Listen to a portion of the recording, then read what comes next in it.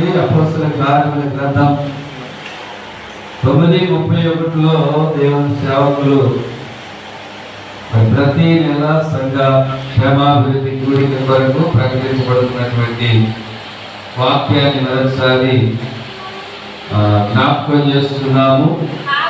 కావున యోదయ గలిలయ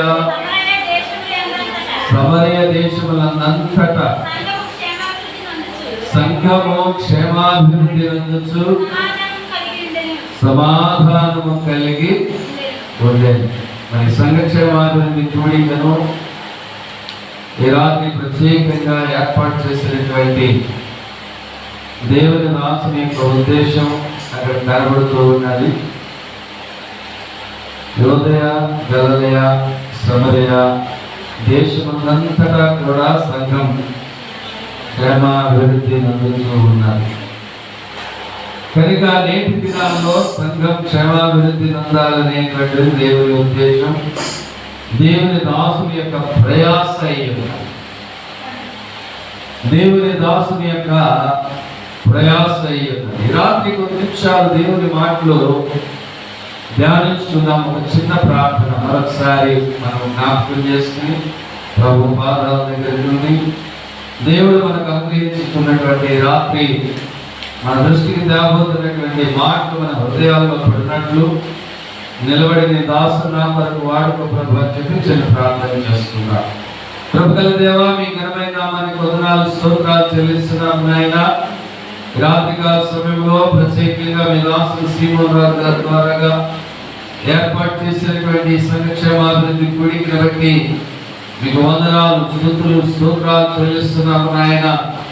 ఈ రాత్రి తేలి వచ్చినటువంటి మీ బిడ్డలైన వారు అందరినీ మీరు జ్ఞాపకం చేసుకోనండి. ఇంతవరకు పాటలు పాడి స్తుతించాము. వాక్యపు ధ్యానమున కొరకై, మీ మాటలు ధ్యానించిన కొరకై సిద్ధపడుతూ ఉండగా మీ మాటలు మా హృదయాల్లో పడినట్లు సహాయం చేయండి.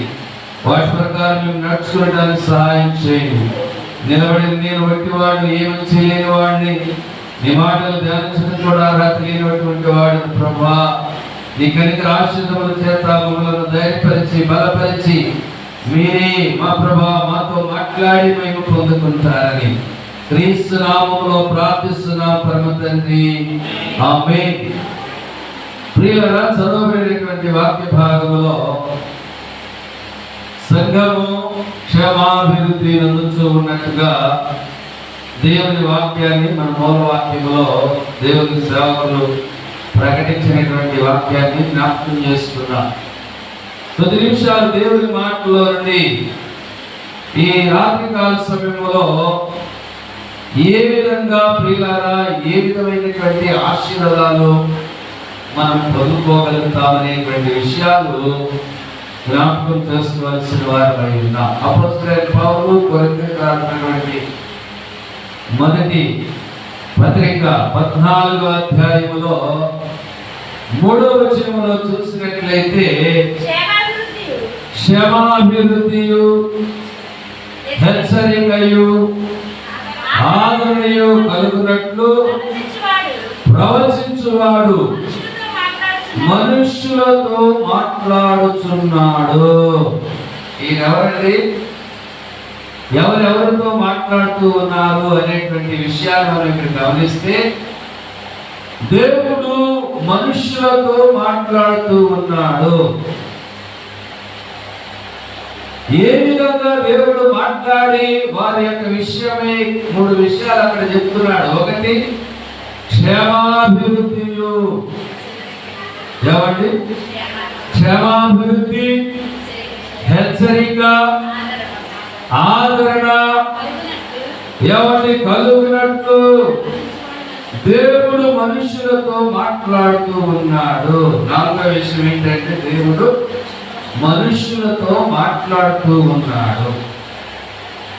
ఈరోజు చాలా మంది అభివృద్ధి పొందాలని, ఆశీర్వదించబడాలని, మేలు పొందాలని ఎంతో ప్రయాసపడుతూ వస్తూ ఉన్నారు. విద్యారంగంలో, ప్రియుల వ్యవసాయంలో, ప్రియుల వ్యాపారాలలో, అన్ని అన్ని రంగాలలో కూడా అభివృద్ధి, క్షేమం, ఆశీర్వాదం, దీవెన కావాలనేటువంటిది మానవుని యొక్క ఆశయం. అయితే ఆ క్షేమాన్ని ఎవరు కనుక చేస్తారో అనేటువంటి విషయాన్ని అపోస్తలుడైన పౌలు చెప్తూ ఉన్నాడు. ఏమంటున్నాడంటే, క్షేమాభివృద్ధియు హెచ్చరికయు ఆదరణయు కలిగినట్లు దేవుడు మాట్లాడుతూ ఉన్నాడు మనుషులతో. దేవుడు మాట్లాడుతూ ఉన్నాడు. ఒక్కొక్కటిగా మనం జ్ఞాపకం చేసుకున్నట్లయితే, అభివృద్ధి, క్షేమం అనేటువంటిది దేవుడు అనుగ్రహించాల్సిన అవసరత ఉన్నది. ఎవరు అనుగ్రహించాలండి క్షేమం, అభివృద్ధి? దేవుడే. మానవ ప్రయత్నాల్లో మనం ఎంతో ప్రయత్నం చేస్తూ ఉంటాం. అన్ని విషయాల్లో కూడా ప్రియులారా, కుటుంబ పరంగా, ఆర్థిక పరంగా, ఆరోగ్య పరంగా, ప్రియులారా, ఇంకా సమాజంలో గౌరవప్రదంగా మనం జీవించాలనేటువంటి ఆశ, కోరికలు ప్రతి ఒక్కరిలో కలుగుతూ ఉంటాయి. అయితే దేవుడు ఇకపోయినట్లయితే ఏది కూడా మనము పొందుకోలేము. దేవుడే క్షేమాన్ని అనుగ్రహించేవాడు, క్షేమాభివృద్ధిని అనుగ్రహించేటువంటి వాడు దేవుడే. అపోస్తలుల కార్యముల గ్రంథం ప్రియులారా 20వ అధ్యాయం 32వ వచనంలో మనం చూసినట్లయితే, దేవుని వాక్య భాగములో 20వ అధ్యాయం 32వ వచనంలో, ఇప్పుడు దేవునికి ఆయన కృపావాక్యములకును మిమ్మల్ని అప్పగించుచున్నారు. ఆయన మీకు క్షేమాభివృద్ధి కలుగచేయుటకును పరిశుద్ధపరచబడిన వారందరిలో స్వాస్థ్యం అనుగ్రహించుటకును శక్తివంతుడు. దేంట్లో పాలిస్తాడంట? ఆయన పరిశుద్ధులలో పాలిస్తాడంట. ప్రియులారా, ఈ దినాల్లో భౌతికంగా చాలా అభివృద్ధి పొందిన వారు నెమ్మది లేని జీవితాలు జీవిస్తున్నారు. భౌతికంగా ఎంతో ఆశీర్వదించబడినప్పటికీ కూడా హృదయాల్లో కలవరము, ప్రతికూల పరిస్థితులు, వివాదాలు, నిద్ర పడినటువంటి దినాలుగా వారి జీవితాల్లో ఎన్నో చోటు చేసుకుంటూ ఉన్నాయి. కానీ దేవుని వాక్యంలో మనం చూస్తున్నాము, ఇప్పుడు దేవునికి ఆయన కృపావాక్యములకు మిమ్మల్ని అప్పగించుచున్నాను. ఆయన మీకు క్షేమాభివృద్ధి కలుగచేయుటకును పరిశుద్ధ పరచబడిన వారిలో స్వాస్థ్యం అనుగ్రహించుటకు శక్తివంతుడు. పరిశుద్ధ పరచబడులో ఆయన నేను పరిశుద్ధపరచాలని ఆయన దేవుడి ఉద్దేశమై ఉన్నారు. ఈరోజు క్షేమం అనేటువంటి విషయాన్ని ఎలా చూస్తూ ఉన్నారు అంటే, డబ్బులు పెరిగితే క్షేమం అనుకుంటున్నారు. ఏం పెరిగితే? ధనం పెరిగితే క్షేమం అనుకుంటున్నారు. ప్రియులారా, భౌతికంగా ఏవేవో క్షేమాలు అనుకుంటున్నారు. ఒకవేళ అది క్షేమం అయితే అయ్యుండి వచ్చేవో, కానీ పరిశుద్ధతలో ప్రియులారా స్వాస్థ్యాన్ని మనం పొందాలి. ఎక్కడ ఎక్కడ ఎక్కడ స్వాస్థ్యం పొందాలండి? పరిశుద్ధతలో, పరిశుద్ధుల యొక్క ప్రియులారా భాగంలో మనం పాలు పొందాలి.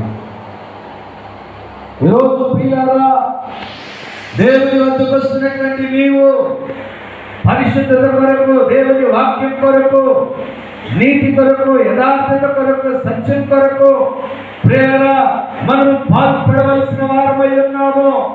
దానిలో మనము క్షేమముగా ఉండవలసిన వారమై ఉన్నాము. భక్తిలో కూడా చాలా మంది భద్రత లేదు. భక్తిలో కూడా ఏం లేదండి, భద్రత లేదు. ప్రభువు దగ్గరకు వచ్చిన వారి సైతము, ప్రభువు కొరకు ప్రయాసపడిన వారి సైతము, ప్రభువు కొరకు నడుము పట్టుకున్న వారి సైతము, ప్రేరణ ప్రభువు కొరకు త్యాగపూరితంగా జీవించిన వారి సైతము దుష్టుడు అపహరించి వారికి క్షేమం లేనటువంటి పరిస్థితులు దినాల్లో. ఒకప్పుడు ప్రార్థన చేసేవారు, ఒకప్పుడు దేవుని కొరకు సహకరించేవారు, ఒకప్పుడు దేవుని సన్నిధిలో వారే ముందుండేటువంటి వారు.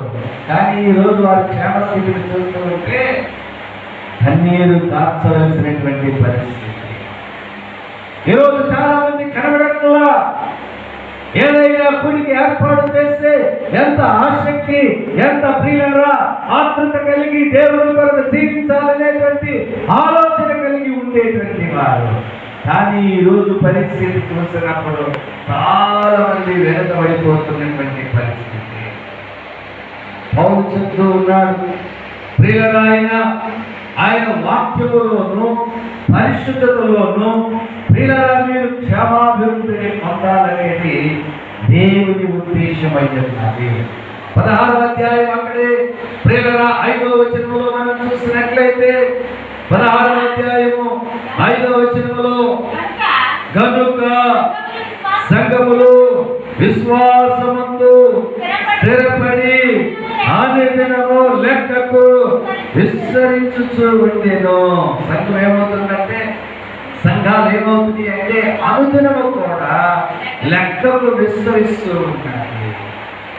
ఎన్నో సంవత్సరాలుగా ఈ ప్రయాస, ఎన్నో సంవత్సరాలుగా ప్రియులరా ఈ ప్రార్థన, ఎన్నో సంవత్సరాలుగా ఈ సువార్త ప్రకటించబడుతూ ఉన్నప్పటికీ కూడా ఈ ప్రాంతాల్లో ఇంకా ప్రియులరా మనం లెక్కించవలసిన వారిగా అనేక మంది ఉన్నప్పటికీ ఈ లెక్కలోకి అనేక మంది చేర్చబడుతున్నారు.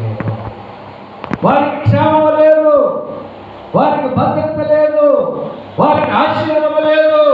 దేవుని వాక్యంలో మనం చూస్తూ ఉన్నాము ప్రియులరా, ఆ దేశమంతా కూడా సంఘం క్షేమాభివృద్ధి ఉంది, విస్తరిస్తూ ఉన్నది. కానీ నేటి దినాల్లో ప్రియులరా దేవుని యొక్క ఆశీర్వాదం లేక దేవుని యొక్క క్షేమము, దేవుని యొక్క ప్రియులరా దీవెన అనేక కుటుంబాల్లో కొరవైపోతూ ఉన్నది. కనుకనే ప్రియులరా మనం పరిశుద్ధతలో క్షేమాభివృద్ధిని పొందాలి, ప్రార్థనలో క్షేమాభివృద్ధిని పొందాలి, దేవుని పనిలో క్షేమాభివృద్ధిని పొందాలి. క్షేమాన్ని అనుగ్రహించేటువంటి వాడు, హెచ్చరించేటువంటి వాడు, ప్రియులరా ఆదరించేటువంటి వాడు రాత్రికాల సమయంలో మనతో మాట్లాడుతూ ఉన్నాడు. ఆయన ఎవరండి?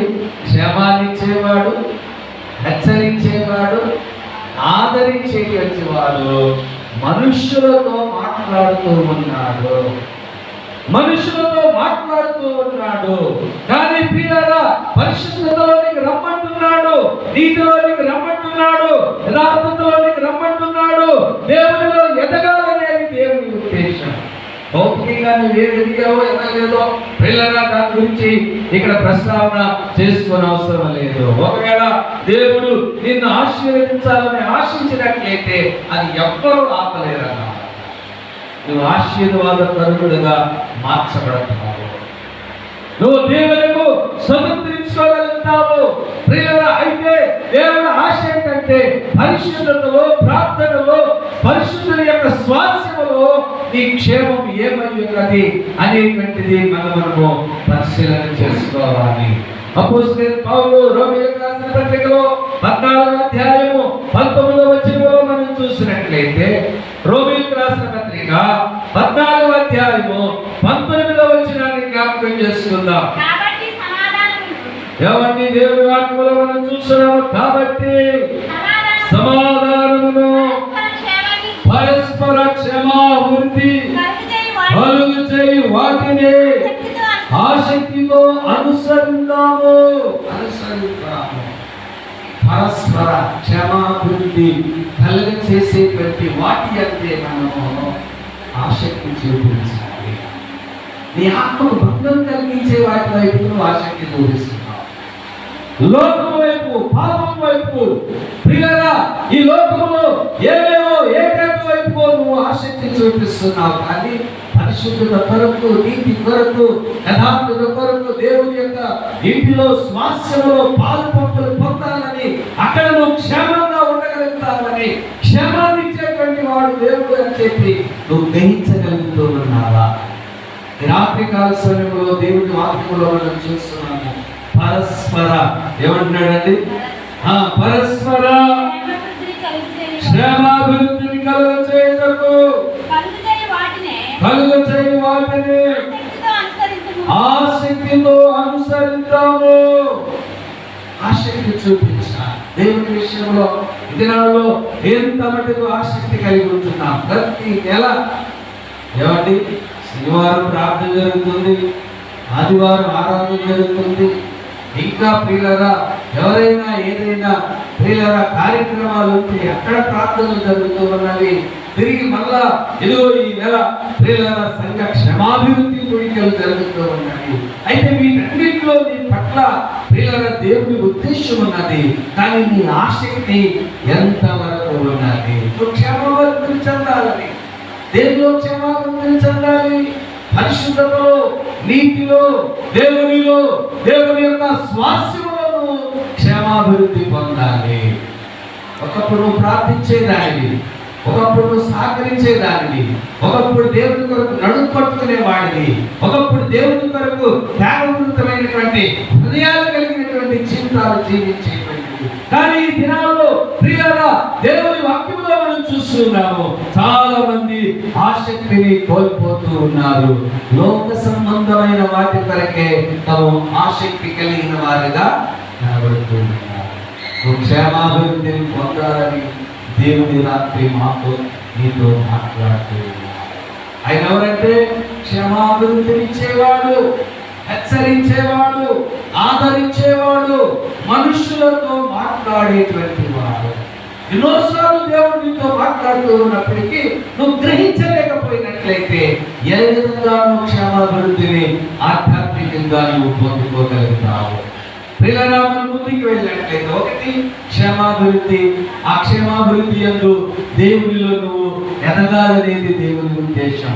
పరిశుద్ధుల యొక్క స్వాస్యములో నీ పాల్పొంపులు పొందాలనేది దేవుని ఉద్దేశం.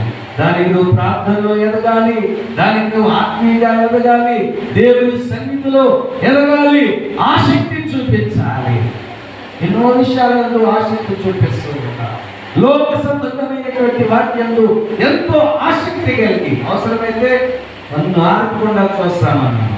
ఎక్కడండి కళ్ళు ఆరకుండా చూస్తాను. ఆ సీరియల్స్, ఆ టీవీలు, ఆ ఫోన్లు, ప్రియులారా ఎవరైనా బజార్లో గొడవాడుతుందంటే చెవి ఇక ఎక్కడ పెడతారంటే ఆ గొడవ మీదే పెడతారు. దేవుడి వాక్యం చెప్తుంటే ఎక్కడికో వెళ్ళిపోతారు. కానీ నీకు సంబంధం లేని గొడవ కోసం పరిగెడతావు. ఊళ్ళో ఆచరణ జరిగిన గొడవ నువ్వు ఇక్కడ నుండి మనసు నుంచి అది ఎట్లా తెలుసుకుంటావు. కానీ దేవుని విషయంలో మాత్రం ఆసక్తి దినాల్లో చెరువు కట్టి ఏం జరుగుతుందో నీకు ప్రియులారా ఎవరైనా ఏదైనా అనుకుంటే ఆ విషయం పోసొచ్చినట్టు తెలుసుకోవడానికి ఆసక్తి చూపిస్తుంది.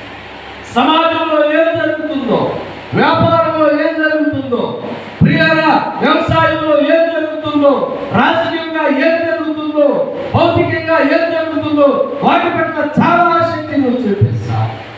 దేవుని విషయంలో పరిశుద్ధులలో పాల్పొందులుగా కావాలనేటువంటి ఆసక్తి కలిగిన వారుగా మనం ఉండాలి. అప్పుడు మనము ఆధ్యాత్మికమైనటువంటి క్షమాభివృద్ధిని మనం పొందుకోగలుగుతాం. ప్రియులారా రెండో మాటలో మనం చూసినట్లయితే హెచ్చరికల గురించి ఆయన చెప్తూ ఉన్నాడు. ఒకటి క్షమాభివృద్ధిని ఇచ్చే దేవుడు, రెండు హెచ్చరిక చేసేటువంటి వాడు. హెచ్చరికలు చాలా అవసరమైనది. దేవుని సంఘానికి, దేవుని ప్రజలకు, దేవుని బిడ్డలకు హెచ్చరిక చాలా అవసరమైనది. దేవుడు తన దాసుల ద్వారా చెప్తున్నాడు. ఆయన క్షేమాభివృద్ధిని ఇచ్చేవాడు, హెచ్చరికను ఇచ్చేటువంటి వాడు.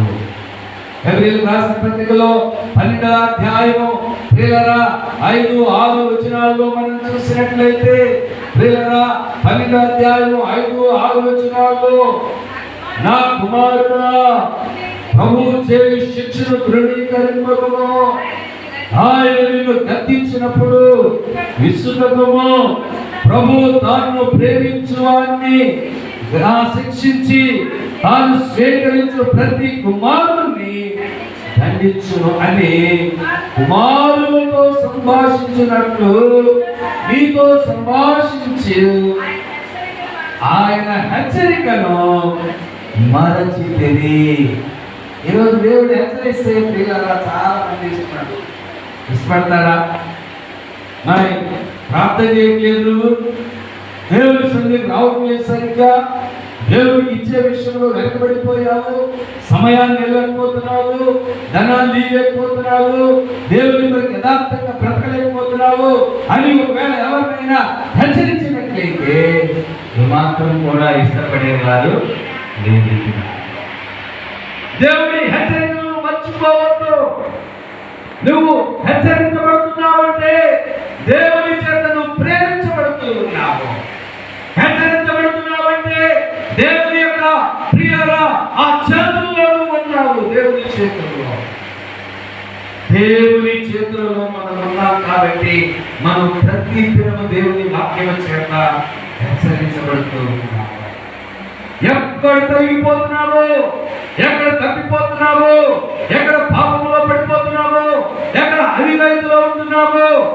అవినీతి లేకుండా ఎవరు లేరు, పాపము లేకుండా ఏ వ్యక్తి కనిపించట్లేదున్నావు. ప్రియులారా, అవినీతులు పాపము చోటు చేసుకుని ప్రియులారా కృష్ణుడు వారిని వెనక్కి తీసుకెళ్ళిపోవాలని వాడంతో ప్రయత్నాలు చేస్తూ ఉన్నాడు.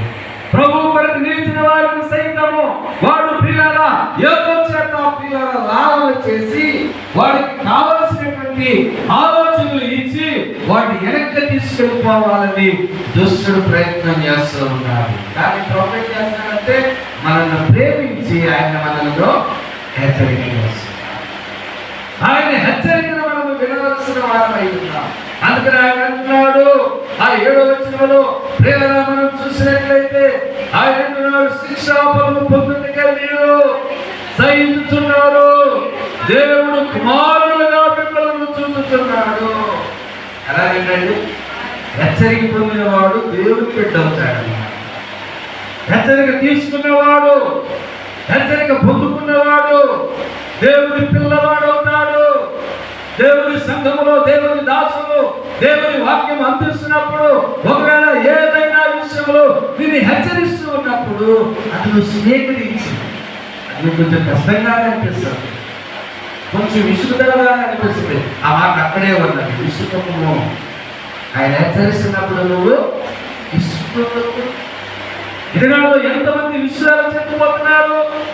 దేవుని మాటలు వింటున్నప్పుడు, దేవుని వాక్యం అందిస్తూ ఉన్నప్పుడు, దేవుని ప్రియులారా సూటిగా మనతోనే మాట్లాడినట్లుగా మాట్లాడుతున్నప్పుడు ఎంతమంది విసుగుదల చెందిపోతూ ఉన్నారు. కుటుంబ విషయంలో విసుగుదల ఉండదు, ఆర్థిక విషయంలో విసుగుదల ఉండదు. 500వ కీర్తన ప్రియులారా ఎంతసేపు పడుగులాట కలిగి ఉంటారు. ఇంతవరకు మనకు తెలుసు కదా, ఫిక్షన్ 200 అన్నాం. ఎంత ఇచ్చేవాళ్ళు అంటూ 200 ఫిక్షన్ ఇచ్చేవాళ్ళు కదా. ఎంతమంది పడుగాపులు పడి అక్కడ వచ్చేవాళ్ళు తెలుసా? క్యూ కట్టేవాళ్ళు అన్న. క్యూ కట్టి పిల్లారా ఆ ఫిక్షన్ కోసం నుంచుండేవాళ్ళు. అంత మాత్రమే కాదు, ఇటువరకు నా చిన్నతనంలో కిరోషన్ కోసం వెళ్తే ఆ కిరోషన్ కోసం ఆ దేవుడు పోసేంత వరకు కూడా లైన్ లో నుంచోవాలి. సాయంత్రం 3 గంటలకి వెళితే 6-7 గంటలకి లైట్ వేసిన తర్వాత ఆ డబ్బా పట్టుకుని ఆ పిల్లవాడుగా తీసుకొచ్చేవాడు. కానీ దేవుని వాక్యం కొరకు, దేవుని కొరకు ఏ మాత్రం మనము ప్రయాసపడగలుగుతున్నాము? ఇసుగుదల ఎంత మాత్రం కాదా, ఏ మాత్రం మనకు ఆశీర్వాదం కాదు. ఇసుక్కోకూడదు. దేవుడు మనతో మాట్లాడుతున్నప్పుడు, దేవుడు మనల్ని హెచ్చరిస్తున్నప్పుడు విసుగుదల చెందక దేవుని వాక్యం భావించి దేవుడిని మన హృదయాల్లో తీసుకోవాలి. అక్కడే 13వ అధ్యాయం 22వ వచనంలో ఆయన అంటాడు, సహోదరులారా మీకు సంక్షేపముగా వ్రాసి ఉన్నాను కనుక ఈ హెచ్చరిక మాటను సహించడని మిమ్మల్ని వేడుకొనుచున్నాను. సహించండి అని వేడుకుంటున్నాను. సహించండి సహోదరులారా. దేవుని వాక్యం వింటున్నప్పుడు, దేవుని మాట వింటున్నప్పుడు సహించండి. ఒకవేళ సూటిగా నీతోనే దేవుడు మాట్లాడినట్లయితే అది సహించి మన హృదయాల్లో తీసుకుని అది సరి చేసుకుని క్షేమం పొందుట కొరకే ప్రియులారా మనం దాన్ని సహించాలి. చాలాసార్లు ప్రియులారా దైవజనులు గద్దిస్తూ ఉంటున్నారు. ప్రియులారా నా కుటుంబంలోనే ఎవరిని మా మామగారు తెలుసు, ప్రతిసారి కట్టిస్తాం. అసలు ఆయన గద్దించనటువంటి పరిస్థితి ఎక్కడా ఉండేది కాదు. ప్రతిసారి కూడా కొన్నిసార్లు ప్రియులారా నా మటుకు నేను విసుగురాలు చెందిపోయేటువంటి పరిస్థితి, ప్రియులారా సహవాసం, ప్రియులారా సమాజం విసుగురాలు చెందిపోయేటువంటి పరిస్థితి అయినప్పటికీ కూడా ఆ విసుగును ప్రియులారా విరమించుకుని ఇది దేవుని వాక్యం కదా, ఇది దేవుని మాట కదా, అది దైవజనుడు కదా అని చెప్పి గ్రహించినప్పుడు తప్పనిసరి దేవుడు ప్రియులారా ఆశీర్వాదాన్ని మనకిస్తాడు. అపోస్తలుల కార్యముల గ్రంథంలో ప్రియులారా 4వ అధ్యాయం 36వ వచనంలో మనం చూసినట్లయితే 4వ అధ్యాయం 36వ వచనంలో మనం చూసినట్లయితే ప్రియులారా దేవుని వాక్య భాగంలో మనం చూస్తున్నాము. 4వ అధ్యాయం 36వ వచనంలో హెచ్చరిక గురించి దేవుడు తన దాసుడి ద్వారా చెప్తున్నాడు. ఇదిగో ప్రియులారా హెచ్చరిక పుత్రుడిగా బర్నబాను జ్ఞాపకం చేస్తూ ఉంటాడు. ప్రతిసారి దైవజనుడు హెచ్చరించేవాడు కనుక ఈ బర్నబాను ఏమన్నారు అంటే ఆ దినాల్లో హెచ్చరిక పుత్రుడు అని చెప్పి దేవుని వాక్యంలో మనం చూస్తూ ఉన్నాం. ప్రియులారా దేవుని వాక్యంలో మనం అర్థం చేస్తున్నట్లయితే దేవుడు ప్రియులారా ప్రతిసారి మనల్ని హెచ్చరించేవాడై ఉన్నాడు. బర్నబా ప్రతిసారి హెచ్చరించేవాడు. హెచ్చరిక పుత్రుడని దేవుని వాక్యంలో మనం చూస్తూ ఉన్నాం. 2వ అధ్యాయం 1వ వచనంలో కూడా మనం చూసినట్లయితే ప్రియులారా దేవుడు మనల్ని హెచ్చరిక చేస్తూ ఉన్నాడు. 2వ అధ్యాయం 1వ వచనంలో చూడండి. 2వ అధ్యాయంలో 1వ వచనంలో ఏమంటున్నాడు? సియోను కొండ మీద బాగా ఊదిడి, నా పరిశుద్ధ పర్వతం మీద హెచ్చరిక నాదము చేయండి, యెహోవా దినము వచ్చుచున్నదనియు అది సమీపమననియు దేశ నివాసులందరూ వణుకుదురుగాక. హెచ్చరిక చేయాలి. దేవుని వాక్యం హెచ్చరిక చేయమని చెప్తూ ఉన్నది. ప్రేరణ ఆయన అంటున్నాడు యెహోవా దినము వచ్చుచున్నదనియు. ఆయన వచ్చే సమయము దగ్గర పడి ఉన్నదన్నమాట. ఒకవేళ ఆయన రావటం లేట్ అయితే మనం పోయే సమయము దగ్గర అవుతుందని గుర్తించాలి. ఆయన రాకపోయినా పర్వాలేదు, కారణం ఏంటంటే ఆయన అందరూ రక్షించబడాలని ఆయన గుర్తించి, ఒకవేళ ప్రియులారా మనం వెళ్ళిపోయే సమయం దగ్గర పడుతున్నారనేటువంటి విషయాన్ని గుర్తించాలి.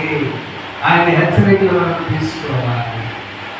ప్రియులారా ప్రతిరోజు చూడండి, వర్షాలు కాలంలో తీవ్ర కాలాల కనీసం ఈ మొక్క పట్టిన వెంటనే ఒక మెసేజ్ చదవండి. ఏమని వస్తుంది? మీ ప్రాంతంలో వర్షపాతం జరుగుతూ ఉన్నది, పిడుగులు పడేటువంటి అవకాశం ఉన్నది, మీరు సేఫ్ జోన్లోనికి ఇళ్లలోనే ఉండండి అని చెప్పేసి ప్రతి కోరికి ప్రభుత్వ హెచ్చరికలు చేస్తూ ఉన్నాయి. ఒకవేళ ఆ హెచ్చరిక కనుక ప్రియులారా మనం నిర్లక్ష్యం చేసినట్లయితే, ఆ హెచ్చరిక కనుక తీసుకోకుండా ఉన్నట్లయితే ప్రియులారా తప్పనిసరి వర్షంలో కలుస్తాం. ఇంకా ఒకవేళ ప్రియులారా ప్రమాదం ముంచుకొచ్చినట్లయితే అనర్థానికి గురి కావాల్సిన పరిస్థితి వస్తుంది. మన శుక్రవారం రోజు ఆత్మీయులు ప్రియులారా కృష్ణ హాస్పిటల్లో ప్రియులారా ఎదురుగా ఒక జ్యూస్ షాప్ పెట్టుకుని జ్యూస్ అతను జ్యూస్ అమ్ముకుంటున్నాడు. చాలా సంవత్సరాలు ప్రియులారా వాతావరణం మారిపోయింది, సమయం 7-8 అయిపోతూ ఉన్నది.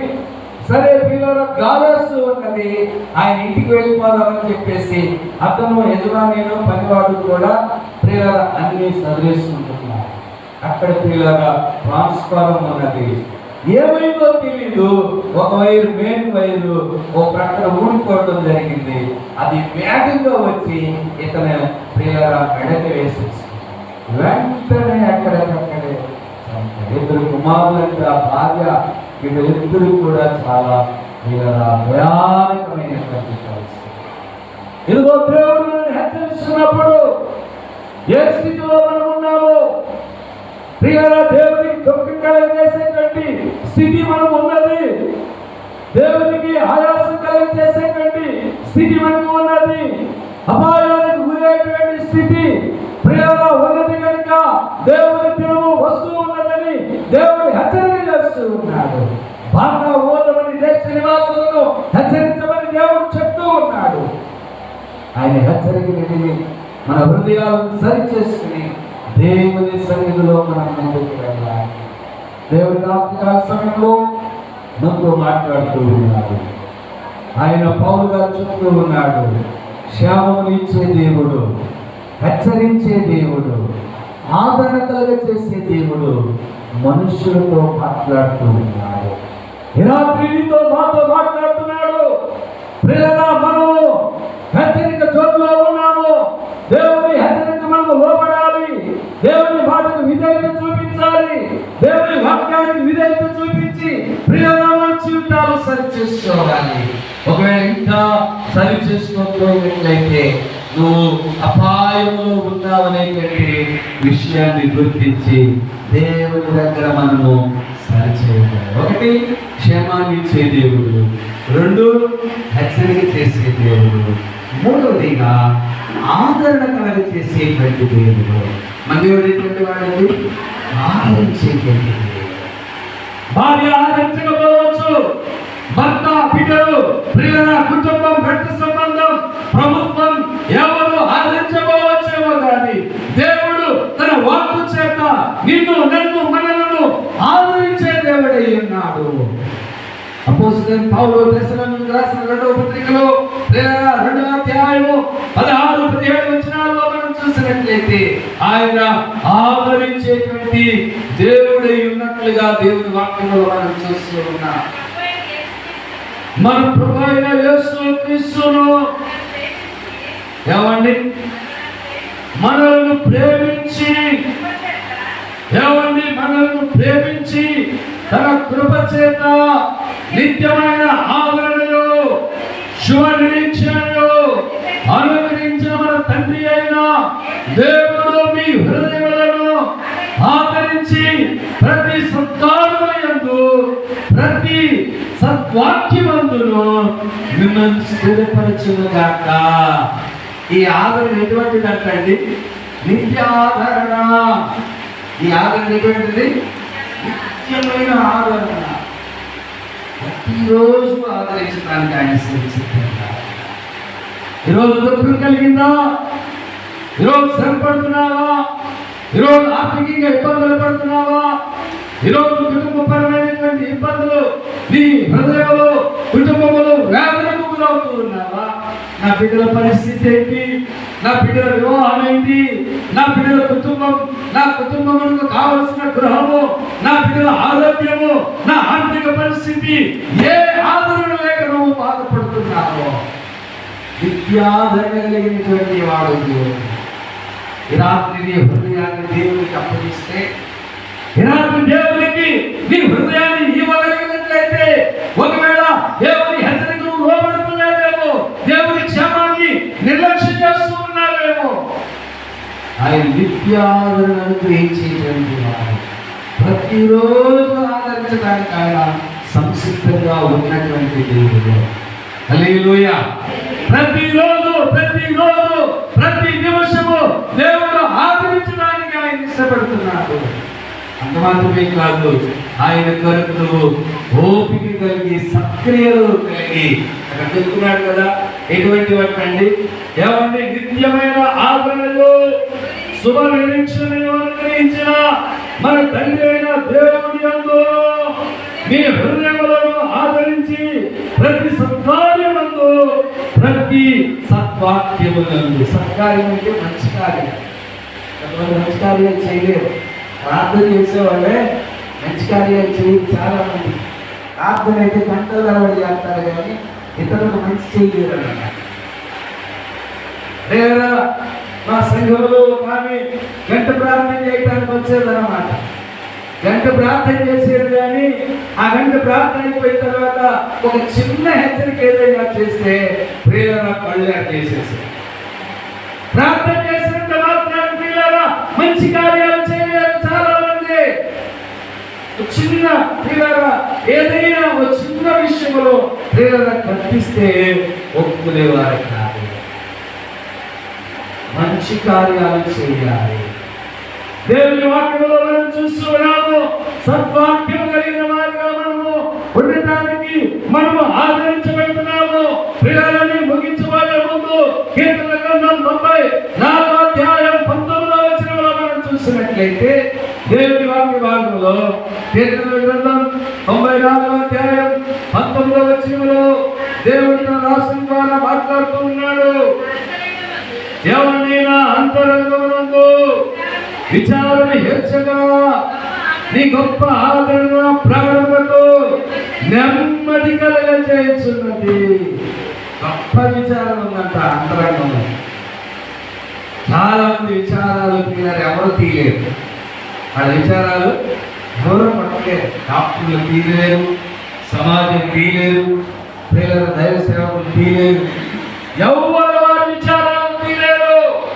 దాని దేవుని వాక్యము, దేవుడు మాత్రమే వారి విచారాలను తీసివేయగలిగినటువంటి దేవుడు. అక్కడ స్పష్టంగా ప్రియులారా మనం చూస్తూ ఉన్నాం. ఆ 19వ వచనములో ప్రియులారా అంటున్నాడు, నా అంతరంగమందు విచారణ హెచ్చగా నీ గొప్ప ఆదరణ నా ప్రాణానికి నెమ్మది కలగచేయుచున్నది. నెమ్మది లేకుండా విస్తారమైన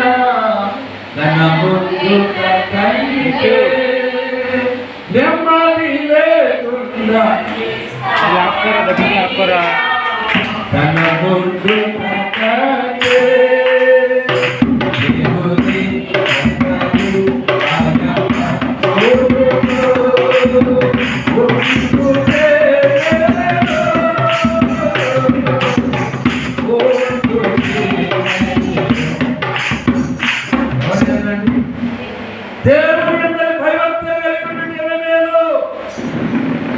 నెమ్మది లేకుండా, ప్రియుల ఆదరణ లేకుండా, ఆదరించబడకుండా, ఆదరణ లేక ఎందరో ప్రియులారా వారి జీవితాలు చాలిస్తూ ఉన్నారు. నెమ్మది లేక, ఆదరణ లేక, కుటుంబాన్ని ఎవరు ఆదరిస్తాడు, ఆర్థికంగా ఎవరు ఆదరిస్తాడు, ఆత్మీయంగా ఎవరు ఆదరిస్తాడు అని చెప్పి నెమ్మది లేనటువంటి వారు భూములాగా ప్రియులారా జీవితాల్లో మనం చూస్తున్నారు. ఇంకొంచెం ముందుకు వెళ్ళినట్లయితే 51వ అధ్యాయం 54వ అధ్యాయం యెషయా గ్రంథం 54వ అధ్యాయము 11వ వచనంలో దేవుడు తన దాసుని ద్వారా మాట్లాడుతూ ఉన్నాడు. 54వ అధ్యాయం 11వ వచనంలో ప్రయాసపడి గాలి వాన చేత కొట్టబడి ఆదరణ లేక ఉన్నదానా, నేను నీలాంజనులతో నీ కట్టడములలో కట్టులలో నేలములతో నీ పునాదులను వేయుదును.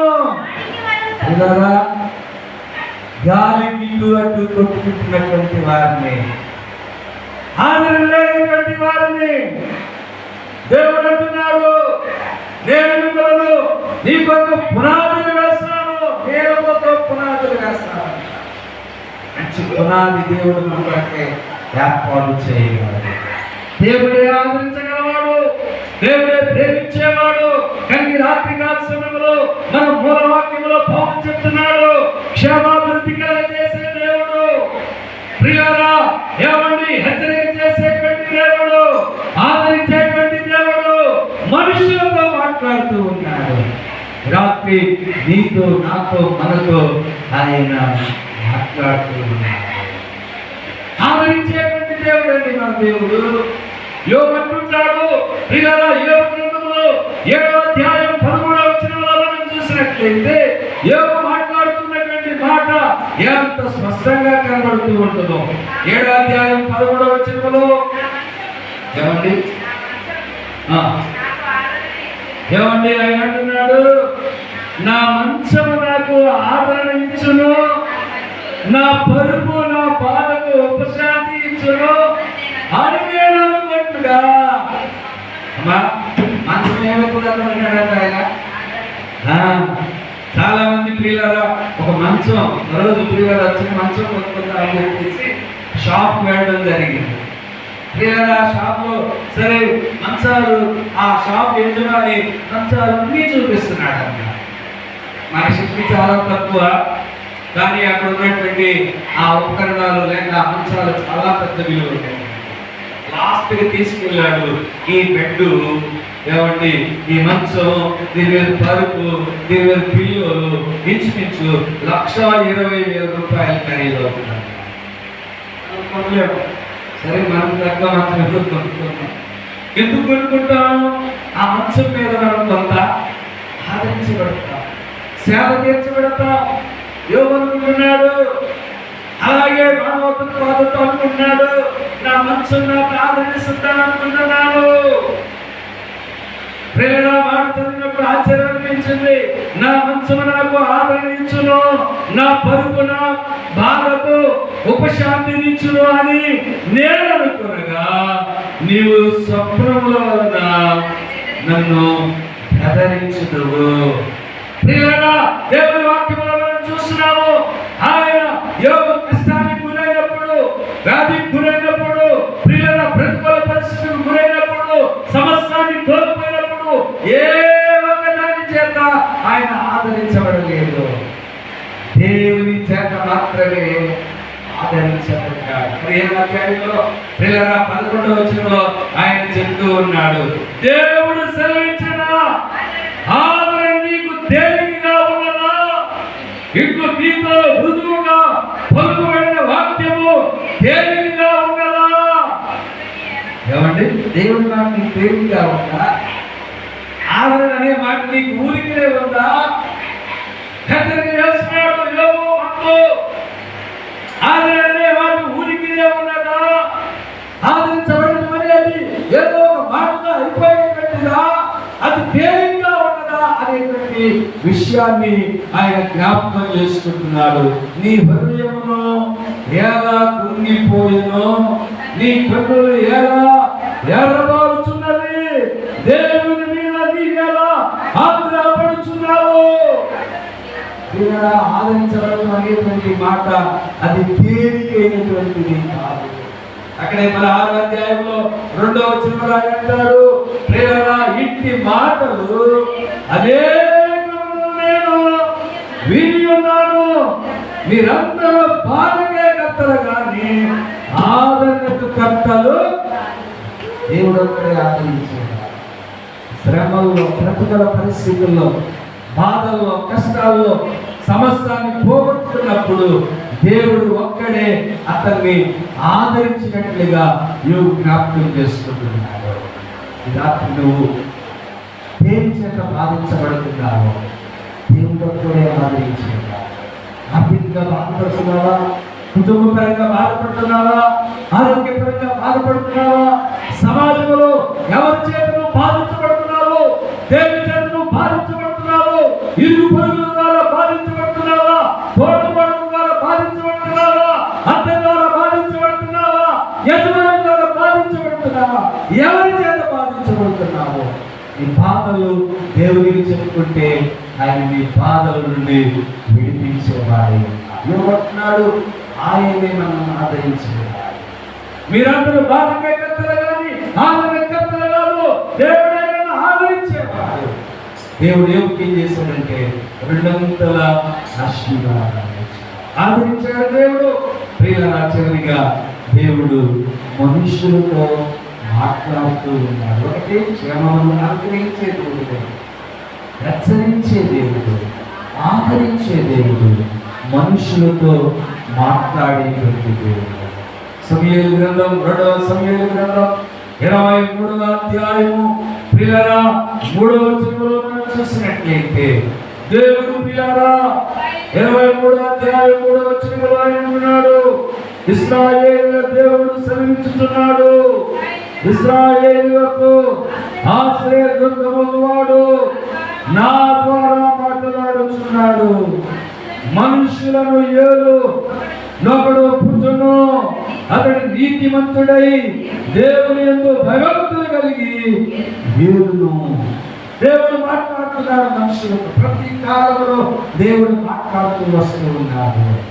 ఇదిగో ఈ రోజు కూడా దేవుడు మనతో మాట్లాడుతున్నాడు. ఇశ్రాయేలులతో ఆ రోజు ఆయన మాట్లాడాడు, ఈ రోజు దేవుడు మనతో కూడా మాట్లాడుతూ ఉన్నాడు. దేవుడు మాటలు భావించి దేవుని సన్నిధిలో దేవునికి విధేయత చూపించి దేవుని ఆశీర్వాదాలు మనం పొందుకోవాల్సిన వారమైనా. చివరికి యెషయా గ్రంథం ప్రియరా 1వ అధ్యాయంలో 2వ వచనంలో ఆయన అంటాడు, ప్రియరా ఆయన మాట్లాడుతూ ఉన్నట్లుగా ఆయన ఎంతో స్పష్టంగా మాట్లాడుతూ ఉన్నాడు. యెహోవా మాట్లాడుతున్నాడు, ఆకాశము ఆలకించుము, భూమి చెవియొగ్గుము, నేను పిల్లలను పెంచి గొప్పవారిగా చేసింది, వారు నా మీద తిరగబడుచున్నారు. తిరగబడే పరిస్థితుల్లో ఉన్నారా? ప్రియరా దేవుని దగ్గరించే పరిస్థితుల్లో ఉన్నావా? ఈ రాత్రి నువ్వు గమనించి, ప్రభువా నీ మాట వలన నాకు క్షేమం అన్నాడు. ఎవరి వలన నీకు క్షేమమా? దేవుని మాట సెలవిస్తే క్షేమం పొందుతుంది. దేవుడు మాట్లాడుతూ ఉన్నాడు, తిరగబడుతున్నావేమో, దేవునికి ఆయాసంగా జీవిస్తున్నావేమో, దేవునికి వ్యతిరేకంగా నడుచుకుంటున్నావేమో, ప్రభువు మాట్లాడుతూ ఉన్నాడు అనేటువంటి విషయాన్ని మనం జ్ఞాపకం చేస్తున్నాం. 4 విషయాలు ప్రియరా అపోస్తలుడైన పౌలు చెప్తూ ఉన్నాడు. క్షేమ అభివృద్ధినిచ్చే దేవుడు, హెచ్చరిక చేసే దేవుడు, ఆదరణ కలిగించేటువంటి దేవుడు, మనుషులతో మాట్లాడుతూ ఉన్నటువంటి దేవుడు. నాడు మాట్లాడాడు, ఈనాడు మాట్లాడుతున్నాడు, ఇక ముందు మాట్లాడుతాడు. ఆయన మాటకు నువ్వు విధేయత చూపించగలుగుతావా? వచ్చిన ప్రార్థన చేసుకో, ప్రభువుని అడుగు. ప్రభు వాక్యాన్ని మన హృదయాలు చేర్చుకుని దేవుని ఎదుట మన హృదయాలు విన్నవించుకుందాం. ప్రభువా ఈ రాత్రికాల సమయంలో